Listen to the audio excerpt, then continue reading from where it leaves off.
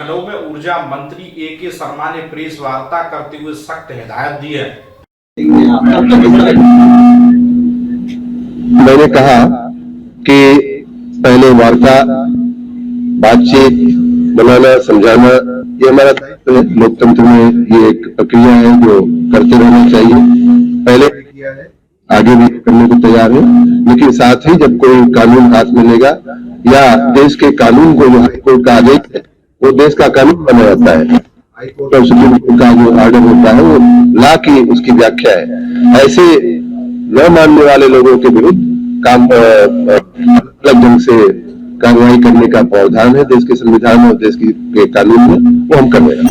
कर्मचारी संघ के नेताओं की पोस्टिंग लखनऊ में क्यों हो रही है और इनकी संपत्ति में इतना इजाफा क्यों हो रहा है? क्या इनको संपत्तियों की जांच होगी जो भ्रष्टाचार से धन अर्जित कर रहे हैं? देखिए, संपत्ति की जांच करना एक देश का जो कानून है कि आय से अधिक संपत्ति अगर किसी के पास हो तो उसकी जांच के लिए उसके लिए व्यवस्था बनी हुई है। कहीं कोई निश्चित आपके पास जानकारी हो, अगर आप देंगे तो करा लेंगे। संविधान के तहत जो भी व्यवस्थाएं हैं, देश के कानून के तहत जो भी व्यवस्थाएं हैं, वो जितनी अन्य लोगों पे लागू पड़ती है उतनी अन्य लोगों पे लागू पड़ती है उतनी अन्य लोगों विद्युत कर्मियों पे भी लागू। कई कर्मचारी संगठन, जैसा कि मैंने पहले बताया है, कि हमारे साथ है और उनकी वजह से काफी अच्छी बिजली की व्यवस्था आप देख रहे हैं कि चल पा रही है। साथ ही हमारे बहुत सारे कर्मचारी जो बिजली विभाग में है वो आज भी अपने कर्तव्य पे बड़ी निष्ठा के साथ जुड़े हुए हैं। मैं इन सभी कर्मचारियों का, सभी कर्मचारी संगठनों का जो जनता की सेवा में लगे हुए हैं, सबका मैं हृदय से धन्यवाद करता हूं।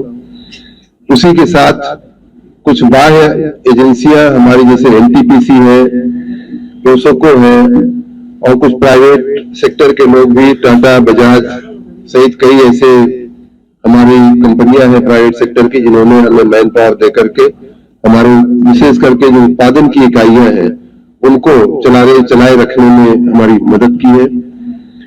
और सबसे बड़ी बात कि जनता ने थोड़ा बहुत तकलीफ उठा करके भी हमारा साथ दिया है। मैं इन सब का, जनता सहित इन सभी लोगों का मैं बहुत बहुत धन्यवाद करता हूं। मैं निवेदन करता हूं कि सभी जिलाधिकारी इस बात की समीक्षा कर लें कि कोई भी ऐसा संविदा कर्मी, कोई भी ऐसा आउटसोर्सिंग का कर्मचारी ऐसा नहीं होना चाहिए कि वो हमारे रिकॉर्ड पे रहे और काम पे न रहे। इसलिए मैं जिलाधिकारियों को विशेष रूप से जिम्मेदारी, मंडलायुक्त को भी कह रहा हूँ, पुलिस अधीक्षक को भी कह रहा हूँ, जनता को तकलीफ नहीं पड़नी चाहिए। किसी भी प्रकार से कोई न कोई व्यक्ति वो काम करते हुए पाया जाना चाहिए। हम लोग पिछले कई दिनों से, हमारे कई अधिकारी ऐसे हैं कि जिन्होंने पूरी रात जाग करके जनता की सेवा में प्रयास किया है। मैं उन सबका भी बहुत बहुत धन्यवाद देता हूं। आज ही मैं अपने डिस्काम के एक एमडी से मैं बात कर रहा था, तो शुरू में मैं थोड़ा नाराज हुआ उसके ऊपर कि क्यों यहाँ से वहां से समस्याएं आ रही हैं, शिकायतें आ रही हैं। फिर उसने सब बात सुनने के बाद उसने कहा कि सर मैं पूरी रात सोया नहीं, अब उसके बाद कुछ कहने को बचता नहीं है। तो इसलिए मैं उन सबको धन्यवाद देता हूं, लेकिन अभी भी ये चुनौती पूरी नहीं हुई है। मैं सबको धन्यवाद देते हुए आगे के दिनों के लिए भी तैयार रहने को, और भविष्य में जनता को कोई तकलीफ न पड़े उसके लिए जनसेवा में लगे रहने का मैं पुनः आह्वान करता हूं, निवेदन करता हूं। आप सबकी मदद से परिस्थिति बिल्कुल नियंत्रण में है। जैसा मैंने कहा कि सामान्य संयोग में भी हमारे घर पे टेलीफोन आते हैं, हमारे कंट्रोल रूम में 1912 इसीलिए बनाया गया है कि सामान्य संयोग में भी फॉल्ट होती है, फीडर बंद होते हैं, सब स्टेशन बंद होते हैं, उसके निवारण के लिए ही पूरी कंट्रोल रूम की व्यवस्था बनाई गई है। मैं पुनः कल इन सारे कंट्रोल रूम की और सारी व्यवस्थाओं को मैं स्वयं चेक करने की भी मैंने कोशिश की। कल परसों मैंने उसका मुआयना भी किया, सब कुछ ठीक अपनी जगह पे चल रहा है। 19-20 का फर्क है वर्तमान परिस्थिति में। स्ट्राइक को मैं मानता हूं कि पूरी तरह से निष्फल नहीं है, निष्प्रभावी नहीं है, लेकिन फिर भी जनता को अगर कहीं कोई तकलीफ पड़ रही है तो उसे दूर करने के लिए हम लोग प्रस्तुत है। हमने सस्पेंड किया है और उन्हें लखनऊ से बाहर रखने का भी हमने निर्देश दिया है, उनको अटैच करने का। उसकी कार्रवाई यूपीपीसीएल कर रहा है। साथ ही मैंने पहले भी कहा था और आज फिर कह रहा हूं कि जो संविदा कर्मी है, जो आउटसोर्सिंग से हमारे विद्युत विभाग में काम कर रहे हैं, उनकी नौकरी परमानेंट नहीं मानी जाती है। आज मैं फिर कह रहा हूं और मैं ये बात 3 दिन पहले उनको वार्निंग दे चुका था। उसी कड़ी में बताना चाहूंगा कि 1332 ऐसे संविदा कर्मियों की सेवाएं समाप्त की जा चुकी हैं, उनको बर्खास्त किया जा चुका है। 1332 लोगों को पिछले 24 घंटे में बर्खास्त कर दिया गया है।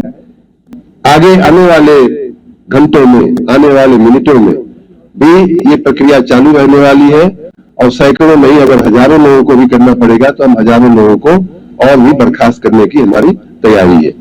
मैं उन सब से निवेदन करता हूं, उनके लिए नहीं बल्कि उनके परिवारों के लिए उनसे निवेदन करता हूं कि नौकरी मिलना कितना कठिन काम है, ये अभी आपको शायद अंदाजा नहीं आ रहा है। जब नौकरी चली जाती है तब उसका अंदाजा होता है। आपके परिवार के हित में मैं 4 घंटे, अभी 2 बज रहा है, मैं 4 घंटे की मोहलत देता हूं उन सबको। 6 बजे तक सभी संविदा कर्मचारी, आउटसोर्सिंग के कर्मचारी अगर अपने अपने कर्तव्यों पे हाजिर नहीं होंगे तो उनकी बर्खास्तगी आज ही रात में कर दी जाएगी। कोई भी संविदा कर्मचारी ऐसा नहीं होगा कि जो कर्मचारी के रूप में चालू भी रहे और अपने कार्य को उपस्थित न हो। तो इसलिए मैं उनके भविष्य के हित में, उनके परिवारों के कल्याण की दृष्टि से मैं उनको पूर्व अवगत करा रहा हूं। पहले से मैं उनको 4 घंटा पहले, मैं कई दिन से ये बात कह रहा हूं लेकिन अभी भी अगर ना समझे हो तो 1332 को बर्खास्त किया जा चुका है। इनका भी नंबर, किसी का भी नंबर अगला हो सकता है। इसलिए मेहरबानी करके आप अपने कर्तव्य पे वापस आ जाएं अपने परिवार के हित में। मथुरा के गोवर्धन